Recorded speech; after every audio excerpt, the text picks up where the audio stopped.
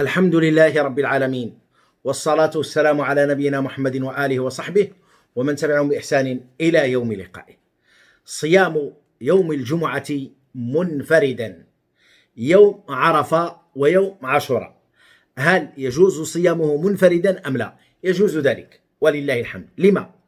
لأن المسلم يصوم هذا اليوم بنية يوم عاشوراء كما وقع هذه السنة، جاء عاشوراء يوم الجمعة، إذا نصومه منفردا ولا حرج في ذلك إن شاء الله، ولا يجب أن نصوم يوما قبله أو يوما بعده كباقي أيام السنة، لأن النبي صلى الله عليه وسلم حكم بهذا في باقي أيام السنة، حيث قال كما عند البخاري ومسلم من حديث أبي هريرة رضي الله عنه وأرضاه قال: لا يصومن أحدكم يوم الجمعة إلا يوما قبله أو بعده.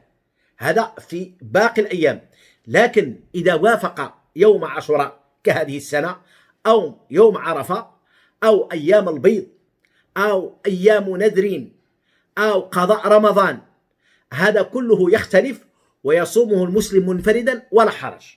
وقد أشار الحافظ ابن حجر رحمه الله في هذه الاستثناءات في فتح الباري، قال: ويستثنى منه أي يوم الجمعة أنه إذا جاء في أيام البيض وصام الإنسان يوم الجمعة وحده لا حرج، أو وافق يوم نذرين أي نذر إنسان إن قدم فلان أصوم يوم قدومه، أو إن شفي فلان أصوم يوم شفائه، أو وافق يوم عرفة، وكذا عاشوراء، وهكذا إن شاء الله قال أهل العلم.